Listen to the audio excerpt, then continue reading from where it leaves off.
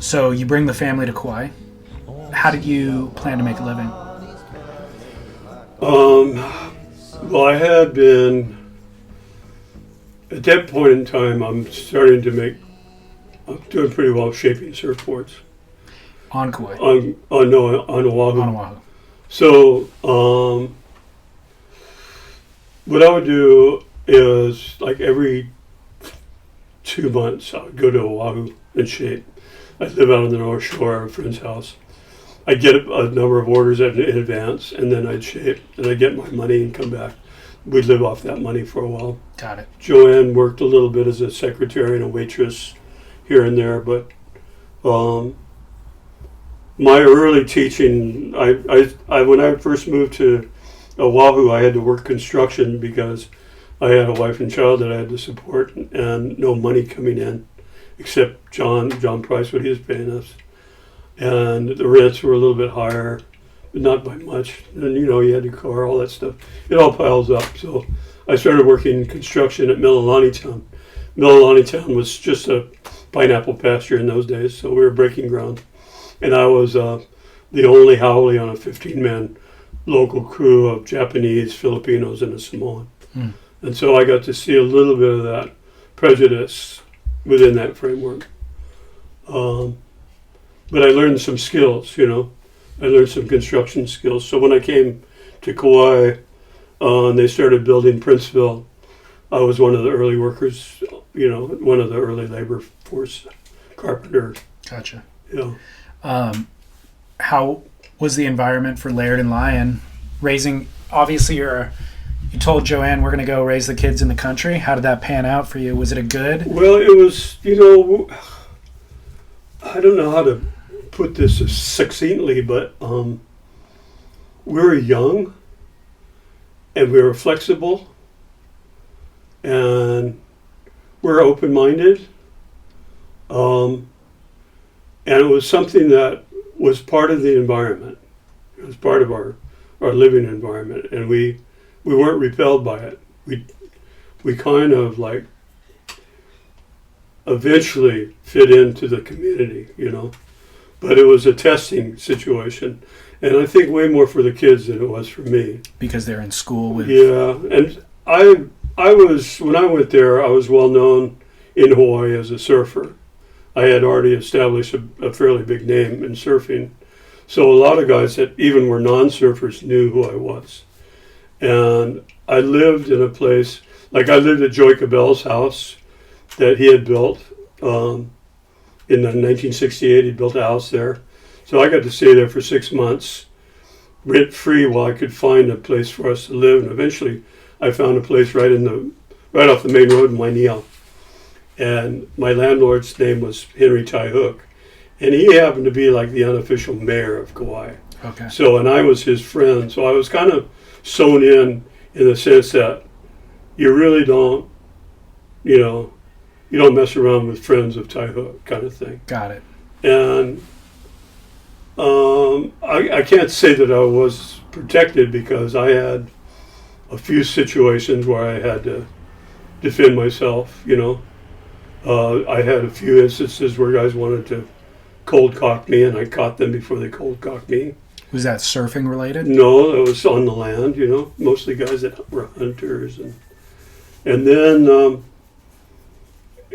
when in Wainea they have we used to bring the nets off the beach, and it's called a hukilau net. So we'd surround big piles of akuli in the bay there. And it would be a village event, right? Every person that lived in that small village went and helped at the beach, right? At the end of bringing all the fish in, everybody got their share of fish. And it was very Hawaiian. And it doesn't exist like that today. Not as consistently as it used to, So my job was to go out, when they pulled the net in, it'd be down at about 12 or 15 feet of water, and it would hook up on boulders and stuff, so I'd have to dive down and release the bottom of the net, which had lead on it. And a number of times there would be big sharks inside the net. And none of the locals wanted to be involved in that job, but I was the one that did it. And I'd go down and they go, "Hamilton, big shark inside!" I go down and I go, yeah, there used to be a big shark. There's a 3-foot hole in this net. And I'd have to sew the net up, you know. Amazing. So in a way, you had to earn your respect, you know, and you had to be fearless in a way. You couldn't show any kind of intimidation, being intimidated. Right. So those guys, they kind of knew that if they got involved with me, one of them was going to get hurt. I might have. I said I always, whenever I got in a confrontation, I go, "You guys want a piece of me? I'll tell you what. I'll take all 3 of you guys on, but one of you guys is going to go to the hospital. I fucking promise you." And it seemed to like calm them down a little bit, but I never backed down. Yeah. So. How did you feel about educational and economic opportunities for Laird and Lion? The school, they had a one-on-one kind of a situation in the elementary school that I liked. Kauai School was a nightmare. Kauai School was the worst. You know, I mean, it was like, what's the option? Well, we could send them to private school, but they didn't have private school here then. They started having private schools when Laird was like a sophomore, I think. But he quit when he was in 10th grade. He quit school when he was in 10th grade, with my blessing. Was driving him back from the hospital. He's got a left hand, he's got a boxer's fracture in his left hand, he'd hit somebody. He goes, "Dad, all I do is fight in that school. I'm not learning anything." I said, and this is when he and his mom and I were divorced, and he was living with a guy who was a contractor, and a good one too, Sam. And I go, "Well, I'll tell you what, if you want to quit school, you're going to have to learn something. And you're going to have to learn a skill. And Sam has all those skills. You're going to have to go to work for Sam, and that's going to be your schooling. You'll learn a trade. You can learn how to be a carpenter with him." And that's what he did. Really? And he became very skillful. Laird's built 4 houses on his own now. Very good at it. Wow. Yeah. It didn't take long, though, for him to kind of the bigger, larger world to come chasing him, though, right? For modeling and for surfing and for... Well, Laird had a vision that he had when he was a little boy, you know. He had a much bigger scope on life than I could even imagine. Right. He wanted way more than what I mean, he saw what I was involved in. He liked the fame that I had. I mean, he used to go, "You know who my dad is," and he was very aware of that, but he wanted more than that. Yeah. He wanted to be the very best of all of it. Right. Know? He wanted the king-size version of what I was doing. And he got it. And I mean, it came pretty quick and early, right? Well, he's an anachronism of nature. He's got the courage of... He's got that 1 in a million people courage that people, admire. And he's got probably the mathematical brilliance of harnessing that courage. Those 2 aspects alone. But then he's got the energy of 3 people inside of him. So this makes him more or less like a superhero. Yeah. And he's capitalized on that. And he's used that. He's used those abilities every day of his life. He hasn't let up. No. I mean, the guy is just, he's like, I refer to him as a meteorite. He's got flames and sparks coming off of him. He's just on fire. Have you ever been scared for him, for his life? I mean, the situations that we see him in are life-threatening for anybody else. You have to have been scared. When he was 4 years old, he'd come out the pipeline on this raft. It was like 8 feet. And I'd be like, "Oh, my God." I would go, "I don't want to even deal with this, you know. If I have to save him in an 8-foot pipeline, this is not a good event." So I'd get pissed at him, "Get out of here. Do not come out here." I was more than my own dad was to me, in the sense that I had a child that was testing every single adult he ever met. He had absolutely no respect for people. And I was trying to kind of shape this rough piece of wood into somebody who had a little bit of humility and a little bit of civil respect. And it was a long road for me and him because he was constantly testing me. And I was going, look, you can't go any further than this. You just can't. Right. And so you're constantly scared is kind of the answer to the question. There's a saying that you can't have somebody obey you through words alone, Right. And my parents taught me that. My mom had a bamboo switch that was 4 feet long and whistled and sang before it hit my ass. And believe me, I'd much rather get whipped by my dad's belt than my mom's bamboo switch. So I was the guy with the belt. I'd bring the belt out. And both my kids, Lion not so much because he was kind of an easy, compared to Laird, he was a normal child. But yeah, Laird got discipline from me, but I also saw in growing up with my father and him having a stepson in my older brother Gordon, who was 3 years old when he met my mom and adopted him. There was some cruelty involved in that, and there was no love. And so I decided I was going to make it a better thing for Laird. But I see stuff on YouTube where Laird, I think I might have traumatized him a little bit. And I didn't really mean to, but it was just part of it happens. Upbringing. Yeah, totally. And I'm from the old school. My parents taught me.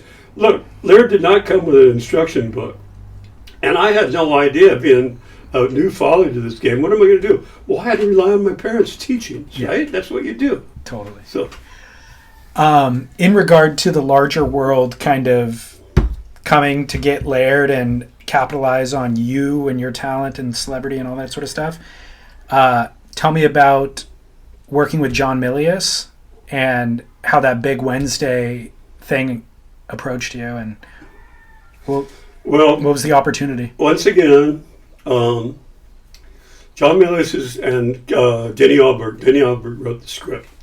They're going to make a Hollywood film about Malibu and that period of time when Malibu had all those characters, Lance Carson and Tube Steak and before Gidget kind of thing, So it was a Warner Brothers production. It was a $10 million budget film.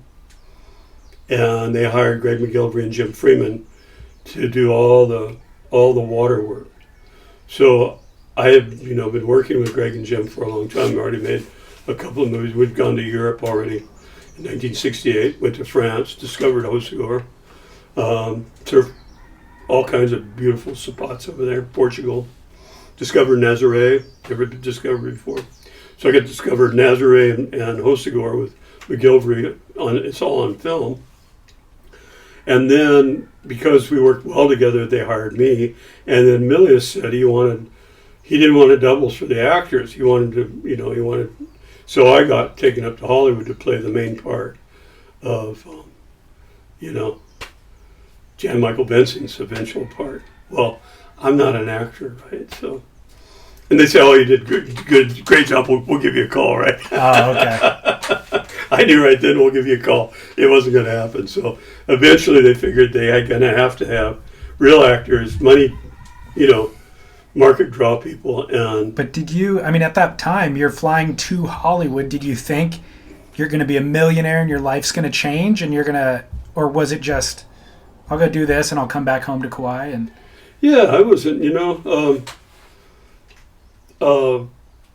have to understand that for me, money became a byproduct of the things that I was interested in. I wasn't pursuing money for the sake of money. You understand that? I do, but presented with that opportunity, you could start having crazy thoughts. Yeah, but I wasn't, I know what I am inside. I mean, I must prefer to be the stunt guy than the actor, And I did a couple of stunts while I was in that business. But, gotcha.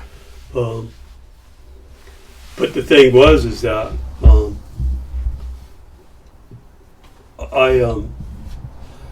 when the producer at the end of the film said, "Bill, would you like to use the Bear logo for a line of surfboards for yourself?" I said, "Yeah." I said, "But I don't want to get into trouble with Warner Brothers." He goes, "I don't think Warner Brothers is going to do anything with this film. They might even sell it." And this was before this is right during the making of Star Wars. Lucas with Star Wars and Spielberg with Jaws. So this is before the marketing of stuff out of films, right? Star Wars became a multi-million-dollar project with selling Star Wars paraphernalia. So they go, just go ahead and use it. We've already given permission to 4 other people to use this thing, and we're not going to do anything with it. So I just ran with it. So I created a line of surfboards with the Bear logo on it. I started selling T-shirts. Milius came over. I gave him, a surfboard with a Bear logo on it, shirts. He put me in one of his movies, Uncommon Valor. I did a stunt in that, and then a group of guys from they were screen printers from printing LA Gear and Adidas T-shirts, and they wanted a surf line, so they came to me. They said, "We want to use the Bear line," so I licensed out the Bear line. I went through the whole process of getting a trademark in the United States, and I was getting trademarks in Europe and trademarks in Australia, and running into problems in Australia because somebody had already registered the mark. So the Bear label was not a clean label in the sense that I had to kind of wash it up legally. So our first trade show, when the clothing lines weren't doing very well, and this is when Stussy was doing really big, Massimo was just the very beginning of Massimo. We put out the Bear line. The Bear line turned out to be a big hit. So we started out with 0. That year we got $3 million in orders. Big hit. Next year, $7 million. Third year, we're a $12 million company. I'm making $150,000 a month in royalties because I'm getting 2% of the gross. And the reason why our stuff was so popular is that those guys in LA had an airplane factory hangar with buffet tables lined up wall to wall. And so in clothing, in fashion, usually in six months in advance, that what they do is they choose their roll stock so they can produce their line, right? So all these companies had to in advance figure out what their lines were going to be. Or we could change our line daily, and that's what we had. That's our edge on the marketplace, and it was going big. And so I started getting into license. I was with Jake Burton in a little room with Jake, going, "Jake," I said, "you're just starting to get big in the snowboarding thing." I said, "How would you like to make a Bear snowboard?" He goes, "God, I'd love to do that." I said, "We're just starting to make bodies and equipment and stuff for the mountains, and the Bear lends itself really well to it." And this is like the beginning of the snowboard thing. So our company was just starting to go ballistic, and then we ran into a problem with the trademark in Europe, and the lawyers were telling me that we need a copyright. Your trademark, your U.S. trademark's not powerful enough. And I said, "I don't know about copyright. I only know about trademark."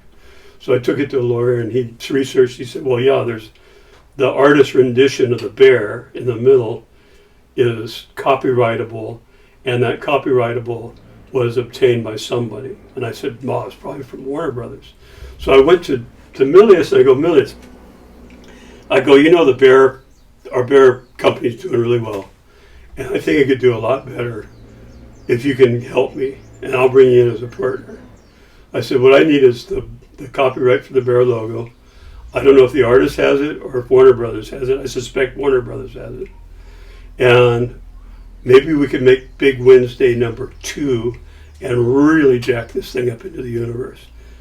And I'm starting to think about making a lot of money now, right?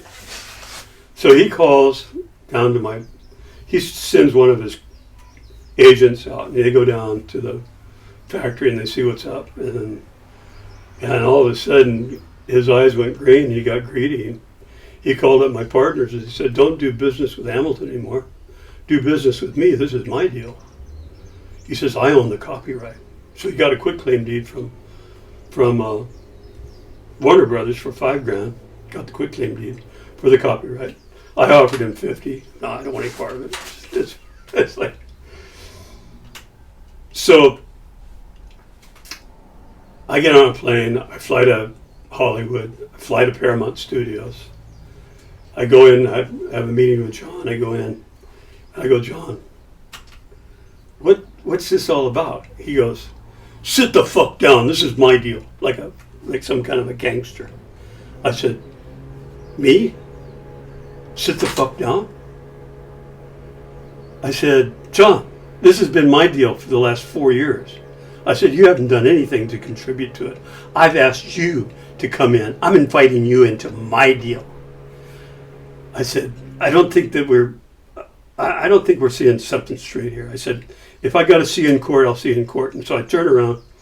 As I'm walking out, his bodyguard comes up from behind me and punches me in the back of the head. What? And I have a voice-activated tape recorder in my shirt. And the door breaks off its hinges. I go sailing into another room.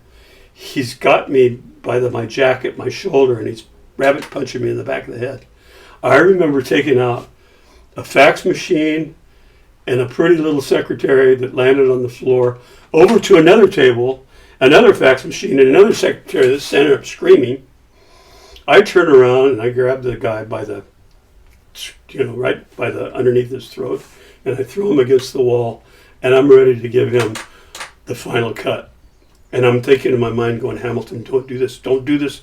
This is a lawsuit. Don't do this, don't do this. And I just dropped everything. And right about then, Milius comes in the office and goes, what the hell's going on here?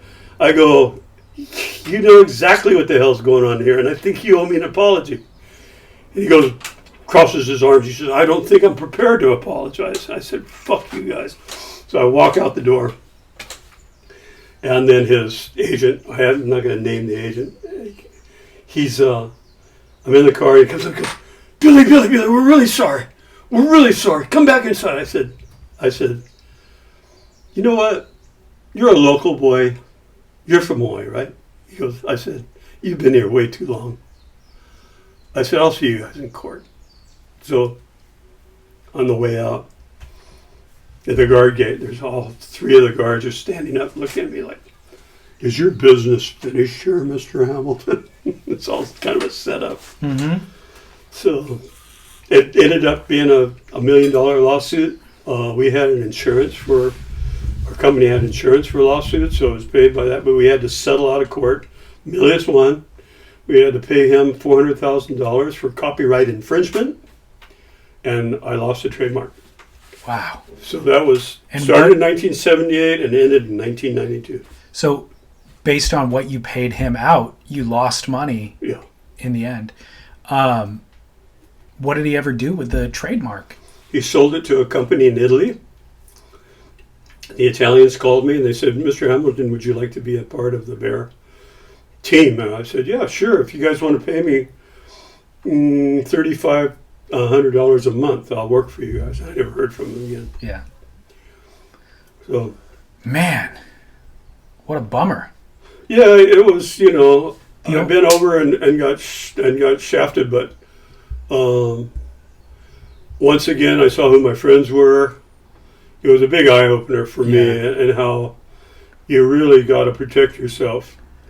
And so when I got a patent to do the fabric rails that I do on my surfboards, I got a design and a utility patent on that. I hired a lawyer for $6,000 to do that. And I crossed all my T's and dotted all my I's. Right. Because I learned from that event. So in that way, I got spanked and I lost a lot. But by the same token, if you don't learn from a situation like that, you're really stupid, So the misstep there, though, was trusting that Milius, bringing him in on the deal, was you were trusting him to go sort out where that... I trusted my relationship with John because we had a relationship. Yeah. I could call him. I could talk to him. When there was movies to be made, I was his chauffeur in Flight of the Intruder. I drove him around this island in a giant stretch limo. Right. I was his friend, I had no idea that he would backdoor me like that. Right. It was based on trust. Friendship based on trust in business, especially in Hollywood. Oh, no. Right. Not a good thing. There was a lot of money on the line. Yeah. It'll corrupt people. That's wild. Back to board building. We're sitting in your shaping bay right now. You're still building boards on Kauai. You did a line of boards with Surf Tech. I did. How do you feel about that in hindsight? Was that a good move? Was it a bad move? It was.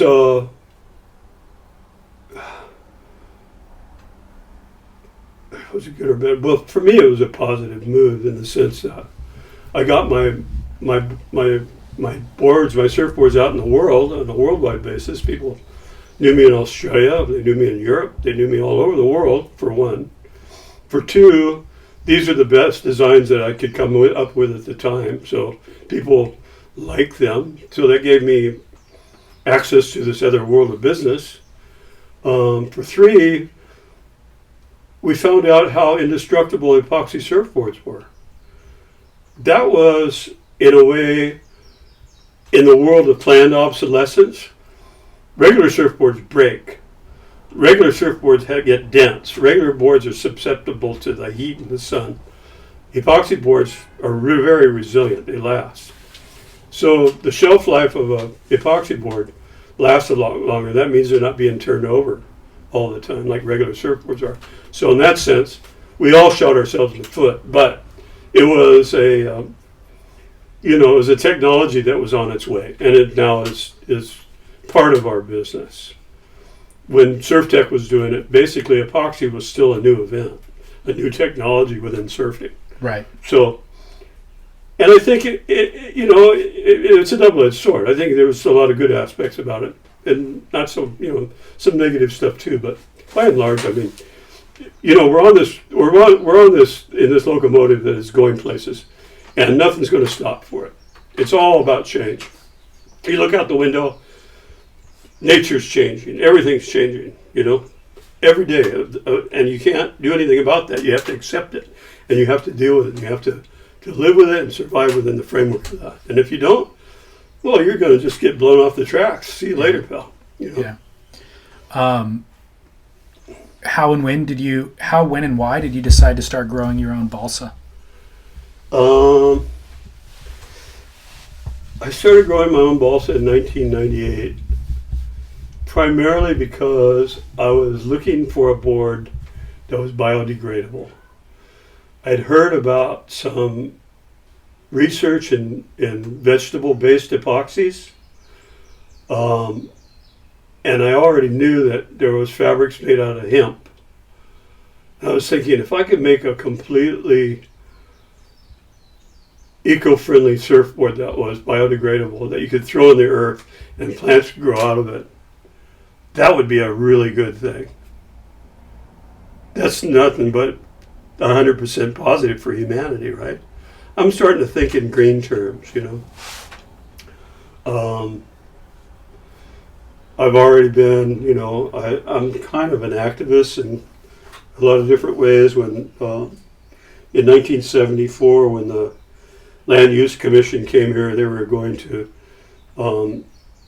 redesignate certain areas from agriculture into urban and change basically the footprint of thousands of acres. So I formed a committee called Malama Hanalei, which would basically save Hanalei from asphalt and from buildings and from, the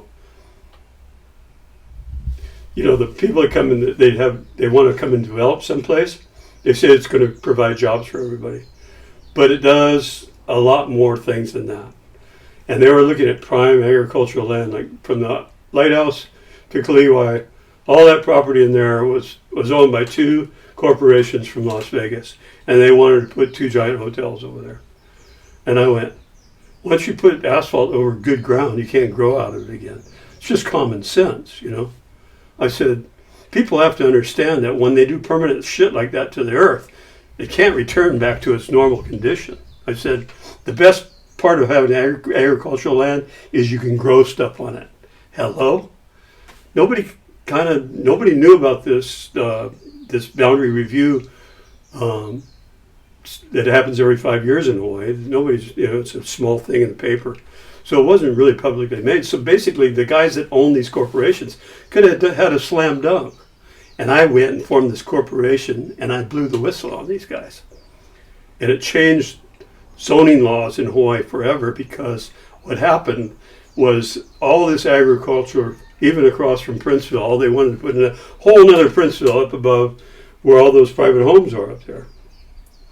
What happened was these people that were holding all these thousands of acres, they couldn't do anything with it. And this very clever lawyer figured out how to subdivide agricultural land into smaller parcels that was recognized by the bank as being lendable. And they came up with a whole new land valuation called CPR, condominium property regime. Basically the same laws as condominium property owners, but done with raw land. So now you could take a 30 acre parcel, divide it 5 ways. I could go in and buy a parcel for $1,000. I did this a couple of times. A 5 acre parcel, a 20 acre parcel divided 4 ways. I would have bought 5 acres for $143,000. Guess what? I could do that. A lot of people could do that. Now on this island, there are more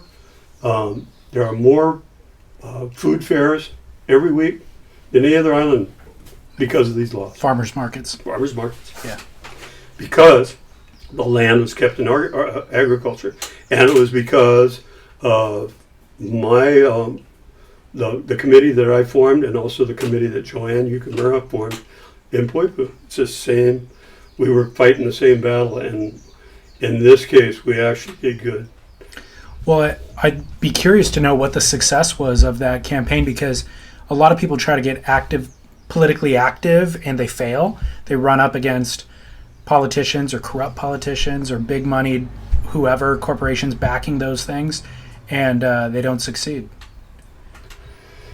Well, this one guy, he came to me, he goes, Bill, I want to help you with your committee. I go, what do you do? He says, I want to use this as a political springboard. I said, what's your name? He goes, Jeremy Harris. Jeremy Harris was the mayor of Honolulu, right? So he actually helped me in my committee. Amazing. Yeah. So, but yeah, you're right. I mean, sometimes the money and the graft behind that buys politicians. I think that the timing of everything that I was involved in was just at the right time. Yeah. Because first of all, it hit them in a way that they weren't aware of, in the sense that their timing, they thought their timing was good, but they didn't know there was going to be public awareness about it. Right. So we let the whole island know that there was a 5-year boundary review up for review at the convention center on such and such a date, and we filled that convention center. And I remember getting up in front of 650 people telling you exactly what I told you about agricultural land being agricultural land. And we did a good job. I interviewed Dustin Barca the other day, who's tried to be politically active with a bunch of stuff. Some have been successful, others not. Hearing his story makes me feel pretty pessimistic about politics being the solution for a lot of these things. It feels like politics is so corrupt, and maybe you will solve some of the environmental issues, but it might not be through politics. It might be through other methods, technology, stuff like that. Do you feel optimistic about the future of Kauai? Is this a place you would want your grandkids and your great-grandkids to be raised? There's a lot more opportunity available to young people here than there has been. I think that there's better schooling, and I think that there's a higher quality of education here, only because there's a lot of wealthy families that have moved here. I think we have 25 billionaires living on this island right now. Crazy. And that, and I think with that as a social basis, that's one thing. But over time, I see Kauai getting. The problem with Kauai that I don't like so much is that our infrastructure wasn't prepared for tourism whatsoever. When Maui was being built, they had a very clever mayor over there by the name of Hannibal Travaris, and he mandated that every person who wanted to develop hotel property would also put in all the plumbing and all the electricity and all the roads to that particular parcel. At the state and the county levels would have nothing to do with it. But they would become county property once they did it. Genius. Genius. And that's how Maui has been able to sustain growth. And of course, Maui has a lot more roads and a lot more interior land that they use there than our land. We just have this single road all around the island. Which is full of potholes, by the way. Yeah. Oh, you should have seen when I came here in 1966. You couldn't drive more than... I don't think they'd fixed the road since the Depression. I swear, you couldn't go over 15 miles an hour. Really? From Lihue to Honolulu. It took nearly 2 hours to get crazy. Well, you would think with the billionaires on island, they have the tax revenue to fix that sort of a thing. Well, maybe, you know, all they have to do is sing a song. It's like We're Tired of the Road. Yeah. And pitch in a few million and things get done, you know. True. That's how that you know, there's a sliding scale with that. It's called money sliding across the table. Yeah. I don't know how all that works. And, you know, Joanne Yurkamura asked me if I wanted to be a mayor, if I'd run for mayor, she would support me. I said, Joanne, I am way too selfish to be a mayor. I'm not a public servant whatsoever. I am a surfer, and I'm very selfish. Yeah. How old are you? I'm 71 today. Happy birthday. No. Oh, okay. So far. I was like, Considering what? what's going on, I'm 71 today. I don't know about tomorrow. Gotcha. It's like, wow, that's generous of you to sit for all this time on your birthday to chat. So I want to ask you about maintaining health and well-being and surfing into your 70s. You're still out there. Yeah, I just got out of the water, actually. Surf Honolulu, I was like 6 foot and really good. And people see me stand up paddle a lot now, and I mustn't be defined by the equipment that I ride, quoting Brian Kealana.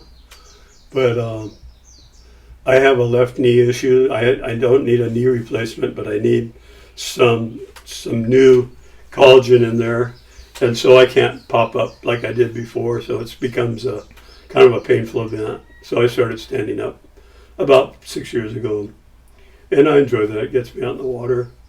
And you know, I tell people that it's really important to have the ability to run and to jump, because when the shit hits the fan and you need to save your ass, those are the two components that you use, is running and jumping. And if you can't do that, then you're part of a disaster. And I put myself in those conditions all the time. So I'm about ready for another shot in my knee, because I haven't been able to jump a lot lately. But it's so important to keep your body strong and flexible and healthy, considering that we have this new virus on our hands, you know. So what do you do to keep strong and healthy? I breathe deeper. I eat 1 meal a day, and mostly vegetables now. I drink a lot of water, and I eat a lot of vitamins. I supplement whatever I'm missing in my diet with a lot of vitamins. I eat a lot of yogurt. I eat a lot of sauerkraut and kimchi and stuff like that for my stomach, for the millions of organisms in my stomach. And when is your 1 meal a day? Depends on when I'm hungry. This is unusual to me. I've not heard this diet strategy. Actually, if you read more about diet, the dietitians will tell you that you should at least fast once a week. Fasting is really good for your body. Rest gives you rest. So 1 meal a day. What's happened with me at 7 years of age is that my metabolism has slowed down as much. I don't run through my life now. I'm more like stride through my life, and I'm not burning as much calories. And I also decided that my body will tell me what I need, because my body knows, the cells of my body know what I need. Sometimes I haven't drank milk for a long time because I'm an asthmatic, but I drink almond milk. You eat yogurt, you said. I like oat yogurt for what's going on in my stomach. Probiotic. Yeah, I eat lots of fruit. I enjoy fruit. But,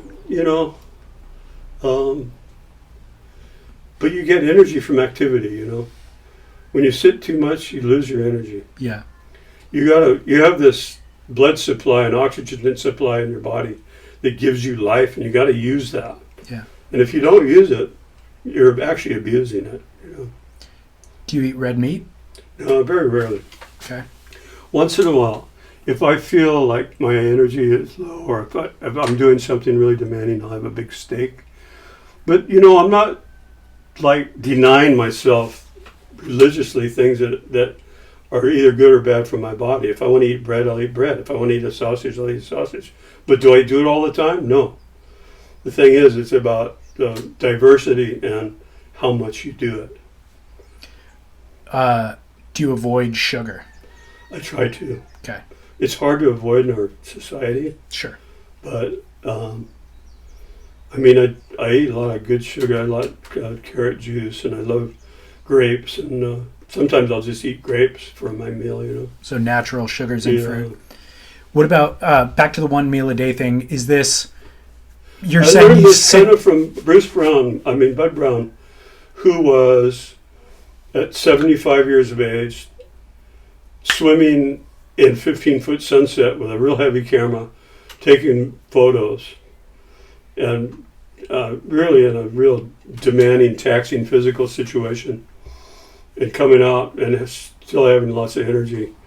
And he'd come by the house every evening at our house. We lived at Pipeline.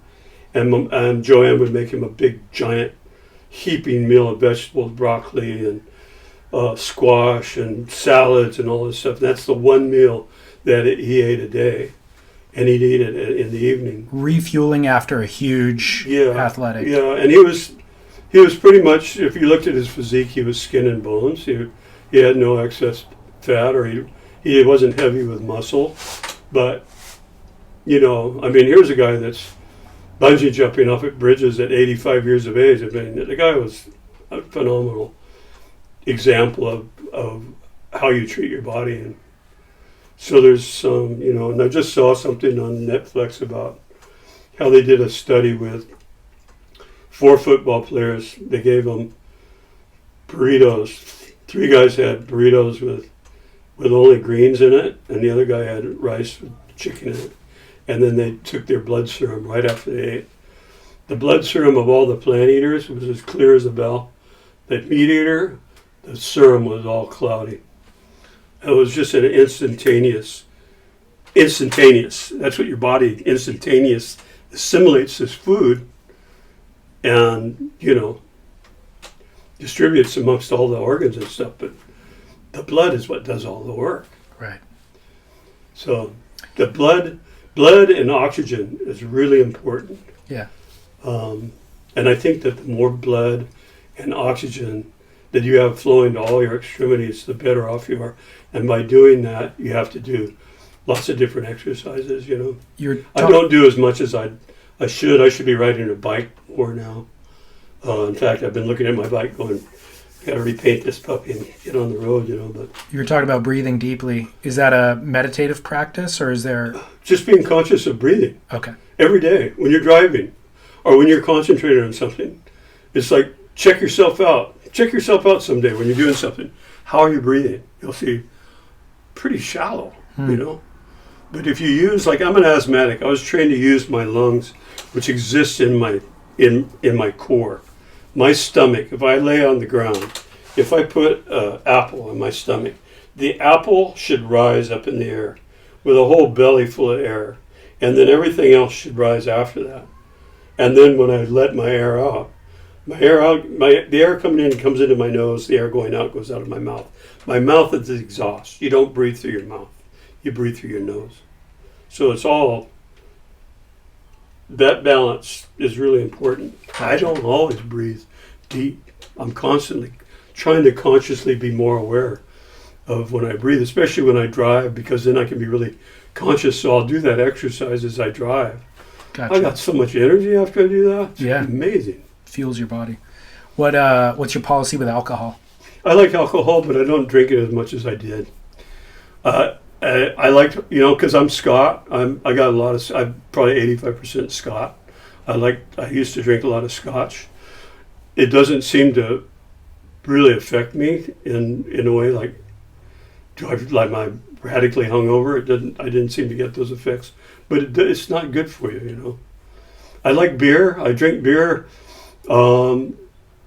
Sometimes once a day, sometimes once in 3 days, sometimes not for weeks. Just depends. Like if I got a big workload here, or if I'm sanding and I'm really dusty and I'm hot, or especially if I'm working with Kelly Franklin, my wood partner, and we're milling wood, cutting trees and stuff like that, I love to have a beer. It tastes so good. Yeah. I'm not going to deny things that I like. And it's like, it's like the principle of less is more, and not overindulging in anything. That's the problem. When people overindulge in one particular thing, that's when you're going to find body problems, health problems. Imbalance. What's your policy with marijuana? I used to smoke. I grew it commercially for about 25 years. I haven't smoked weed for, 10 or 12 years. Why not? Because it changes my normal, natural focus into more of a different kind of a mental frame that is very creative, but I lose focus. If I smoked a joint, I'd usually have 4 or 5 projects going at one time, and none of them got finished. So I find that it kind of changes my focus a little bit. Did it take you a while to figure that out, or was that creative focus, energy beneficial at the time? When I was younger, I started smoking weed when I was in high school, right? And when we smoked, it was Mexican leaf. It didn't have any THC potency at all. And then when I went to France in 1968, I didn't have any weed to smoke, but I bought some Moroccan keef, which is basically like leaf and from Morocco. And that was very, very pleasant high, but it wasn't strong at all. So when I get back to Hawaii in late 68, they have discovered what they call buds, which has a high content of THC in it. I smoked one of those things, and all of a sudden my pleasant highs I was having became more of like an electrical event and really like distorting, and I didn't like it. So I started backing away from it then. When you were talking about psychedelics earlier, when you look back at that, was it a net gain or a net loss utilizing psychedelics? Oh, it was a net gain for me, because fortunately I took acid in the late 60s when it was still pure. It was coming out of the labs in San Francisco, the Owsley laboratories, coming in vial form, really hard to find. People that had it had been involved in the drug at a lab level, had been tested. So it was really pure and it was really clean. So if you had a trip on it, it was not a bad. It was very distorted and it was very psychedelic, and the hallucination of it was very extreme, but it wasn't like there was some weird drug in there that was pulling you sideways that the later acids did, because they were mixed with other pollutants that were impure, which caused some really bad side effects. So I had probably 10 really very extremely bordering on spiritual kind of highs that I will forever remember, and that tattooed my brain forever. What was the benefit of those? The benefit was I was going to Trestles in the morning at 5:30 in the morning. I was just coming onto this acid. I was going surfing, and I heard this squawking noise, and there was this long-necked bird laying on the ground that must have been looking for an insect, and got caught on a vine, and it was like choking, and it was panicking. And I went up to the bird, and I looked at the bird, and I went, "It's okay. Don't worry about a thing." And there was absolutely no fear in me. There was no presence of fear. And the bird just totally relaxed, went limp, and I picked the vine up and I unwrapped its neck and pulled him out. And his head was in my hand, his warm neck, and I was looking in his eyes. And I had a thought. I went, "Oh, that beak looks like it could do some damage." And as soon as I had that thought, that bird looked at me and went, "Wah!" and split like that. And I went, that's all it took was one thought. That's what I learned. It's like your thought was actually It coming into fruition and Yeah. becoming an action. Yeah, it became a vibration. It became a vibration, a knowledgeable vibration to something in nature, and that was very, very finite. We hear about this when people talk about psychedelics, an interconnectivity of all things, and that we're all kind of made up of the same matter, and that your energy is what thoughts can become. Well, what happens when you take LSD is that it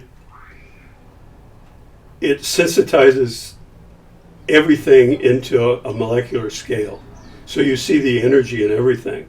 You see a vibrating energy in everything. And it's all different kinds of energy. It's not like drywall has a different energy than surfboard energy. It's different. It's defined. We live in a world of vibrating atoms and electrons.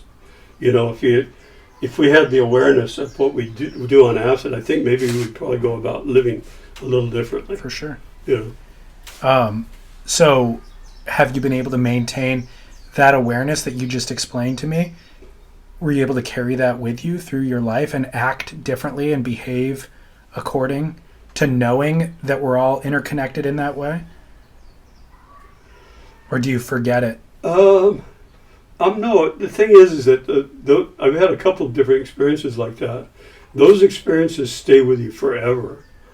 They're like little benchmarks in your brain, you know, and you can apply them.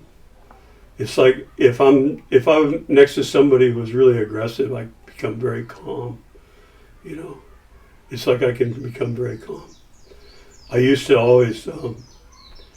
I had a friend in Japan who was she had kinetic. She had the ability to bend solid objects. She could take a spoon that was made out of stainless steel and literally bend it with her thoughts. You know.